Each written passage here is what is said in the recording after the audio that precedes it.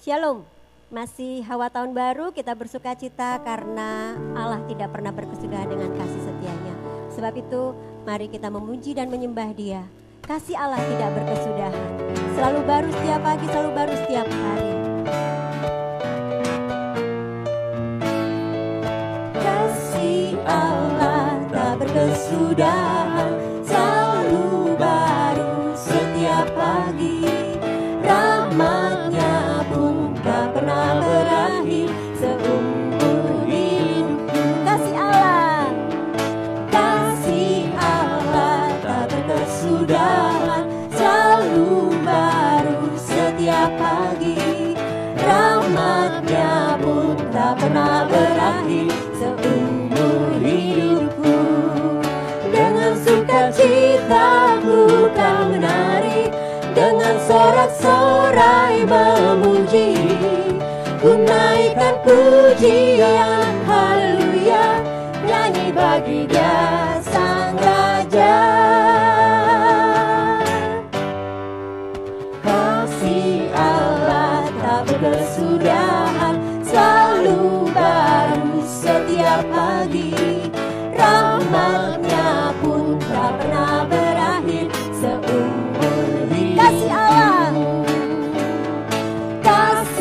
Allah tak berkesudahan, selalu baru setiap pagi, selalu baru setiap hari. Rahmatnya pun tak pernah berakhir seumur hidupku.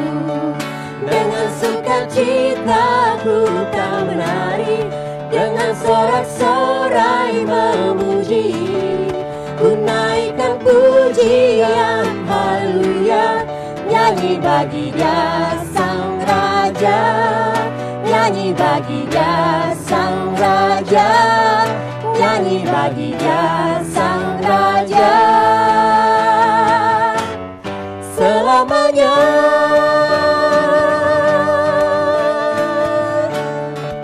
haleluya Tuhan, kami bersyukur selama-lamanya sampai selama-lamanya.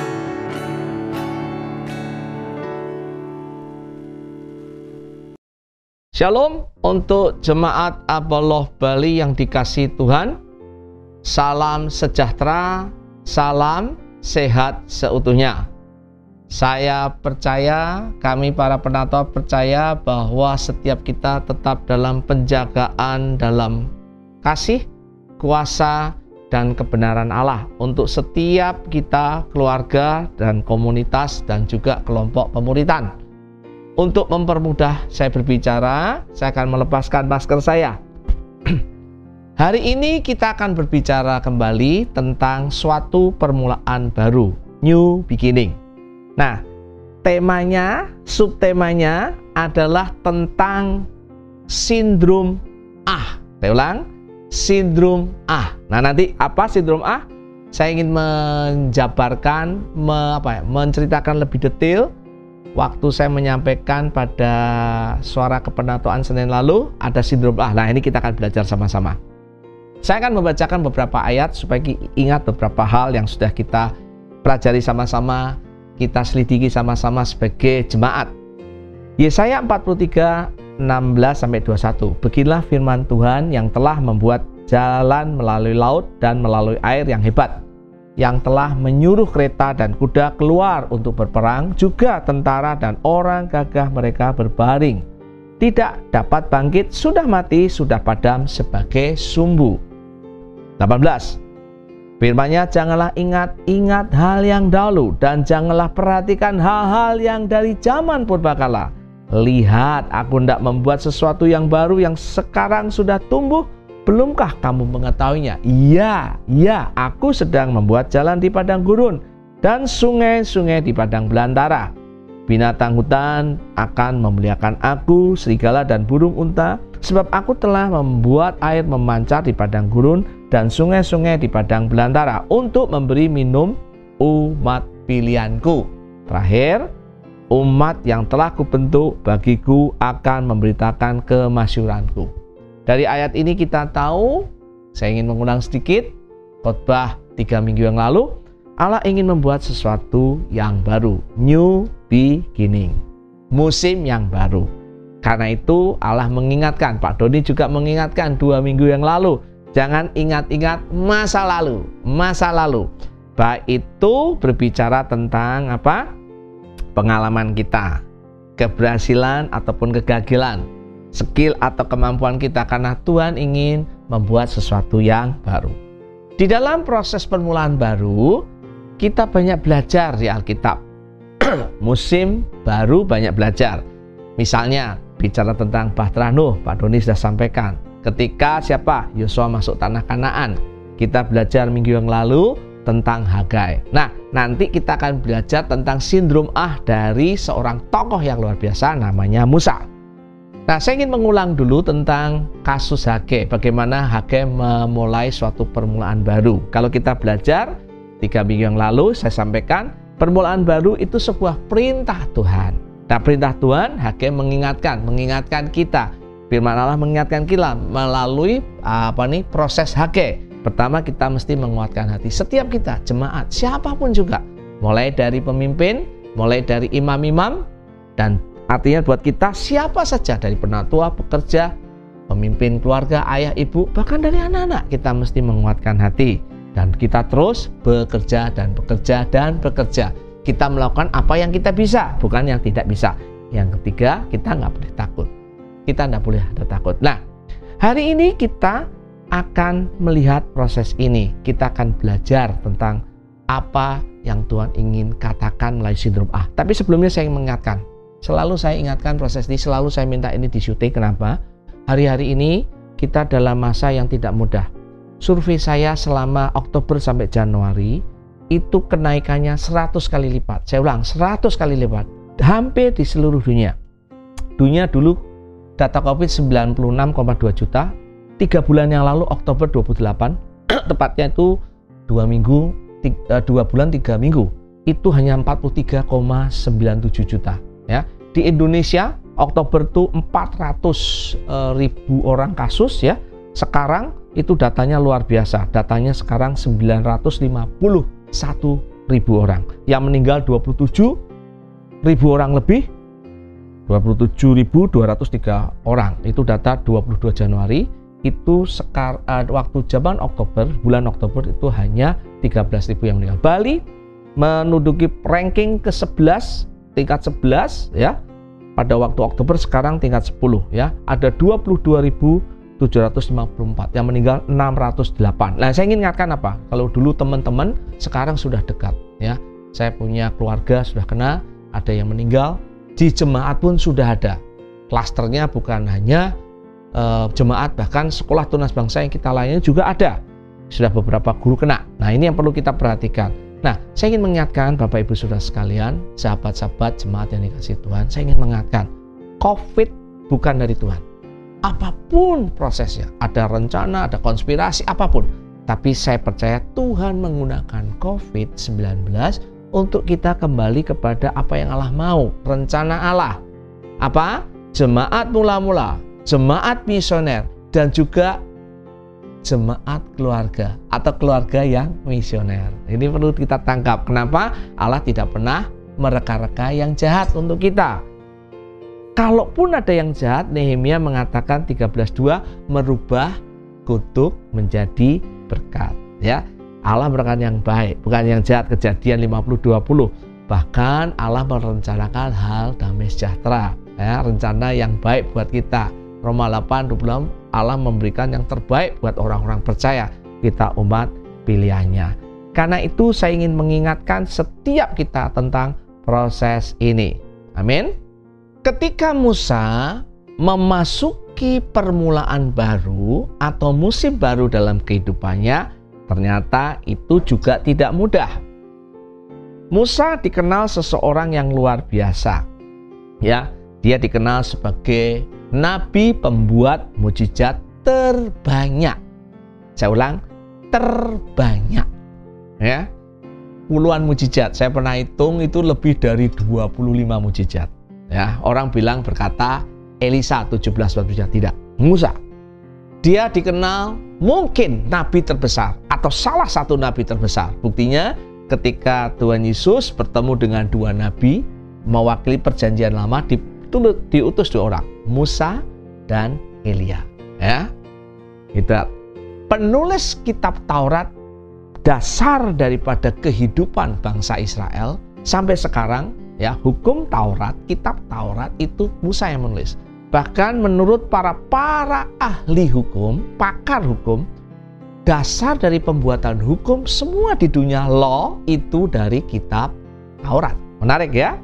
Dan yang lebih dahsyat lagi, Musa itu sangat direspekin oleh Allah. Nanti kita lihat dalam proses ini.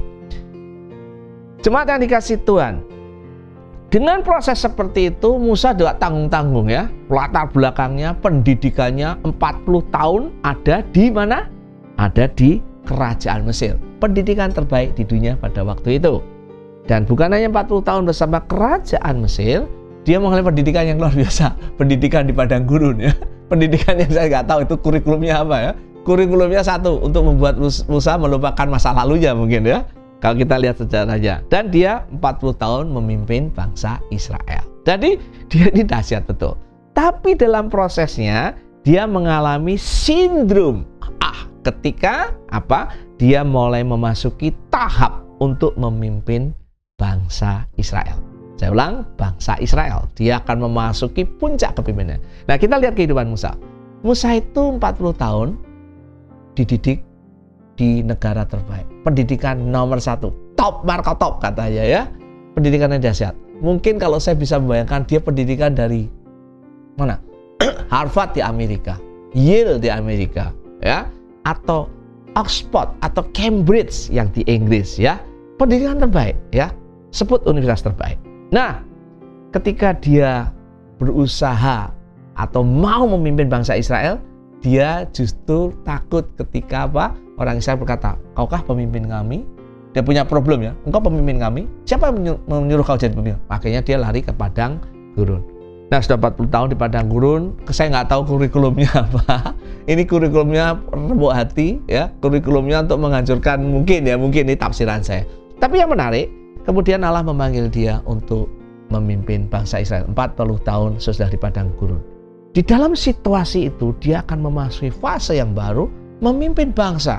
Disitulah muncul sebuah sindrom 40 tahun dia hebat, 40 di padang gurun. Ketika kesuksesannya hebat, kegagalannya luar biasa, dia disuruh memimpin, ada ketakutan. Suatu permulaan baru itu bisa menimbulkan ketakutan karena ada sebuah perubahan. Suatu permulaan baru menimbulkan mungkin sesuatu ketidakyakinan, ketidaknyamanan, kekhawatiran. Nah, itu dialami oleh Musa. Apa yang dialami oleh Musa? Mari kita lihat di dalam Alkitab. Keluaran 4, 10-14. Lalu kata Musa kepada Tuhan, Tuhan, aku ini tidak pandai bicara, dahulu pun tidak, dan sejak engkau berfirman kepada hamba-Mu pun tidak, sebab aku berat mulut dan berat lidah. Tetapi Tuhan berfirman kepadanya, siapa yang membuat lidah manusia? Siapakah yang membuat orang bisu atau tuli? Membuat orang melihat atau buta? Bukankah aku, yakni Tuhan? Oleh sebab itu pergilah, aku menyertai lidahmu dan mengajar engkau apa yang harus kau katakan. Tetapi Musa berkata kedua kali, Tuhan, utuslah kiranya siapa saja yang patut kau utus. Maka bangkitlah murka Tuhan terhadap Musa dan ia berfirman, bukankah di situ Harun orang Levi, itu kakakmu? Aku tahu bahwa ia pandai bicara, lagi pula ia telah berangkat menjumpai engkau. Dan apabila ia melihat engkau, ia akan bersuka cita dalam hatinya. Apa yang menjadi ketakutan Musa? Apa yang menjadi problemnya Musa? Apa yang menjadi sindrom ahnya Musa? Dia menolak apa yang Allah suruh. Dalam kita memasuki permulaan baru, suatu permulaan baru, new beginning, musim baru, kita bisa mengalami sindrom Jemaat yang dikasih Tuhan, sindrom bisa terjadi dalam kehidupan kita. Memasuki masa-masa ini, ketika kita mendapat tantangan baru di dalam dunia pelayanan, pekerjaan, hubungan keluarga, sekolah, kuliah, bisa. Nah, mari kita lihat Musa memberikan contoh yang baik bagaimana dia mengalami dan Tuhan menyelesaikan. Saya ulang, dia mengalami dan Tuhan menyelesaikan. Sindrom yang pertama berkata, siapa saya? Dia berkata, Tuhan, aku tidak pandai bicara. Ya, aku tidak pandai bicara. Siapa aku, Tuhan? Jadi sindrom pertama, problem siapa saya, ya. Dan kemudian dia berkata begini-begini, Tuhan mau katakan, ini kamu, ya, aku yang mutus engkau. Yang kedua, ada sindrom lain disebut apa? Problem siapa yang menyuruh Musa? Siapa backingnya Musa? Siapa yang di belakang Musa? Problem yang kedua. Problem yang ketiga, nanti kalau aku disuruh mimpin bangsa Israel, siapa yang ngikutin ini? Aku dulu punya problem nih. Dulu aku canggih, hebat, mendapat pendidikan 40 tahun dengan orang Mesir. Ya toh? Aku akan mimpin bangsa Israel, padahal aku sudah bela orang Israel. Satu tentara Mesir aku bunuh. Ketika ada orang Israel berantem, dia berkata jangan berantem. Dipisahlah gitu bahasanya. Mereka siapa yang mimpin? Siapa yang nyuruh kamu jadi pemimpin kami? Siapa yang milih? Nah, dia punya problem. Siapa yang nanti ngikutin saya? Oke, mari kita lihat bagaimana proses ini. Setiap kita pasti akan punya problem siapa saya. Setiap kita. Karena apa? Karena masa lalu kita, pengalaman yang buruk khususnya, trauma. Saya setuju. Tapi saya ingin mengingatkan, kalau kita trauma dengan masa lalu kita tidak pernah melihat kebenaran Allah. Trauma khususnya dengan orang tua, keluarga, ya. Kalau bahasanya kita belajar tentang keluarga, make heaven at home, bring heaven at home, Pak Casey Caster mengatakan biasanya melalui apa? Trauma ayah atau trauma ibu. Pengalaman pahit dengan ayah dan ibu bisa. Saya tidak mau membahas pengalamannya apa, tapi saya ingin mengingatkan. Kejadian 1:26 mengatakan, kamu adalah gambar dan rupa Allah. Marilah kita menciptakan manusia menurut gambar dan rupa Allah. Mazmur 71 ayat 7 dikatakan, bagi banyak orang aku tanda ajaib. Mazmur 139 ayat 15, kejadian dahsyat dan ajaib. Setiap hari saya katakan firman ini. Setiap hari saya berkata kepada Abel seperti ini. Setiap hari kepada keluarga saya seperti ini. Setiap hari kepada Eliana, kepada Elizabeth. Engkau ini adalah gambar dan rupa Allah, kejadianmu dahsyat dan ajaib bagi banyak orang kau tanda ajaib. Mari jemaat, saya ingin mengingatkan, ingat siapa kau, hakikatmu itu siapa. Orang yang sudah ditebus Tuhan, orang yang sudah percaya kepada Tuhan Yesus, itu punya martabat seperti itu. Ingat, karena Tuhan yang mengatakan, bukan karena saya. Oke? Itu yang kita bisa lihat sindrom saya. Musa mendapatkan apa? Proses dari Tuhan, siapa dia sesungguhnya. Siapa kita sesungguhnya? Gambar dan rupa Allah, kejadiannya dahsyat ajaib, bagi banyak orang kita tanda ajaib. Nah, kita juga melihat siapa yang menyuruh Musa. Siapa backingnya Musa?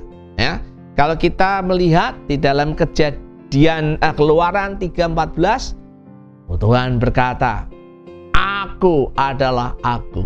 Ya, saya juga bingung ayatnya, aku adalah aku. Artinya gini, Tuhan mengatakan, aku tidak bisa didefinisikan karena tidak bisa mendefinisikan lain. Aku tidak bisa dibilang. Misalnya saya berkata, aku anaknya Presiden Jokowi, tapi tidak bisa menggambarkan keberadaan saya karena Allah tidak bisa digambarkan. Karena Allah itu tidak terhingga. Dalam matematika tidak terhingga. Ya? Allah itu pencipta langit dan bumi. Allah itu Tuhan di atas Tuhan.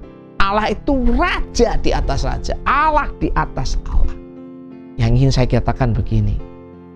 Saya ingin mengingatkan pada setiap kita, Pak Ibu, saudara sekalian, rekan-rekan di break, rekan-rekan di Gega, kalau Anda ikut mendengarkan firman ini bersama orang tua, kita mesti tahu siapa Allah kita.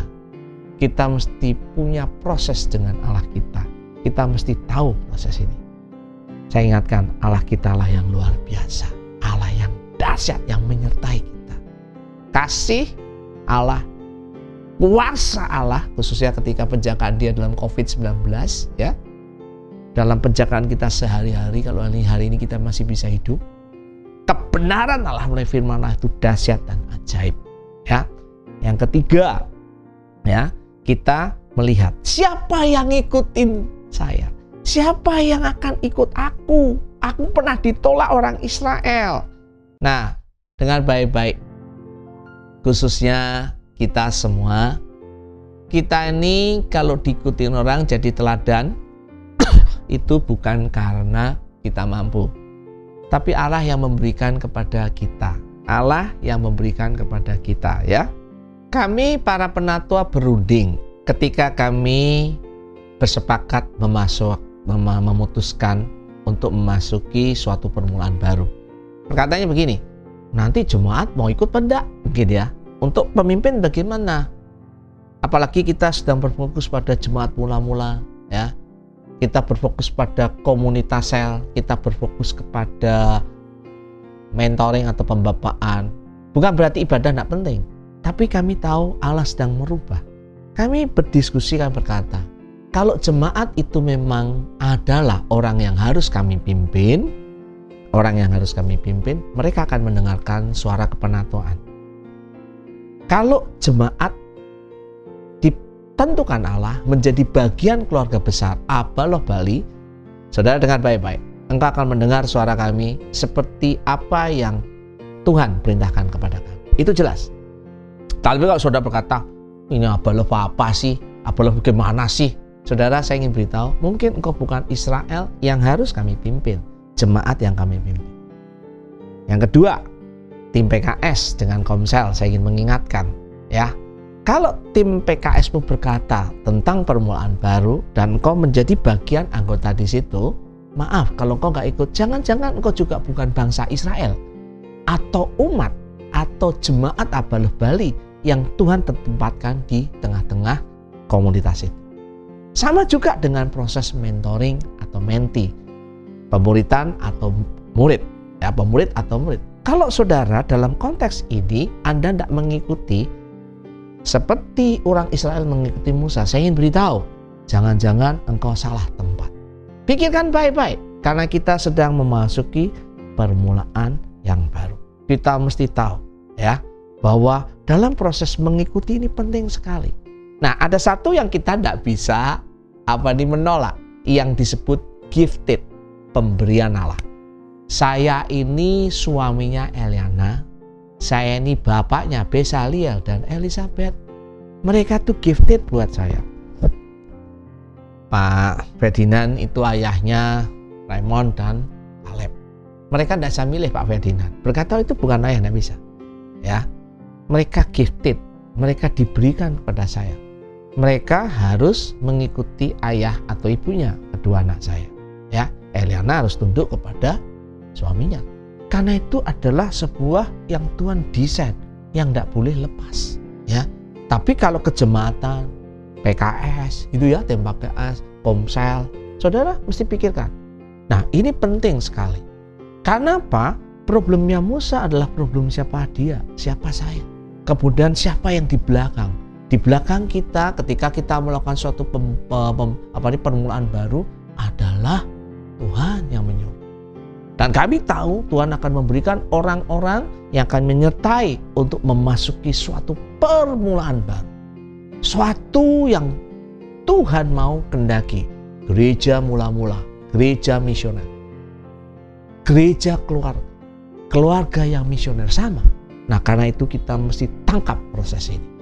Saya akan akhiri dengan problem A ini. Sekarang bagaimana kita mengatasi problem A? Bagaimana caranya? Saya problem dengan siapa saya memasuki permulaan baru. Saya problem dengan siapa yang akan menolong saya. Tadi dikatakan Tuhan yang menolong. Saya ini problem dengan siapa akan mengikuti. Hanya ada satu cara kalau saya melihat Musa mengatasinya. Kalau saudara nanti melihat perjalanan 40 tahun bangsa Israel di padang gurun di bawah kepemimpinan Musa, saudara bisa melihat bagaimana capek hatinya Musa. Tapi yang menarik sekali, Musa punya satu rahasia. Ketika saya coba mereview, merenungkan, ternyata di Ulangan 34 ayat 10 menulis kata-kata yang luar biasa. Ulangan 34 ayat 10. Seperti Musa yang dikenal Tuhan dengan berhadapan muka, tidak ada lagi nabi yang bangkit di antara orang Israel. Jadi dari sini saya tahu bahwa Musa itu nabi terbesar. Seperti Musa yang dikenal Tuhan, dengan berhadapan muka, tidak ada lagi nabi yang bangkit di antara orang Israel. Yang saya bisa lihat adalah begini, ketergantungan sepenuhnya Musa kepada Allah, kedekatan Musa dengan Allah, kepercayaan Musa kepada Allah, ya, hubungan yang luar biasa kepada Allah. Itu yang sering dibahas orang. Saya ulang ya, Musa bergantung, Musa percaya, Musa beriman, ya, Musa begitu mengasihi Tuhan, ya, dekat dengan Tuhan. Itu baik. Tapi ada satu yang mungkin jarang dibahas adalah begini, Allah mempercayai Musa, Allah respect dengan Musa, Allah kagum dengan Musa, Allah berkata tidak ada nabi lagi yang bangkit di antara orang Israel. Artinya seterusnya. Saya ulang lagi ya, Allah respect, kagum, hormat gitu ya dengan Musa. Nah, ini sebuah proses yang menarik, sebuah hubungan apa? Hubungan yang saling mengasihi, saling respect, saling menghormati. Bapak, Ibu, Saudara sekalian, teman-teman, sahabat-sahabat, ya, kalau kita ingin masuk dalam permulaan baru, new beginning, musim baru ini, Musa memberikan proses yang luar biasa.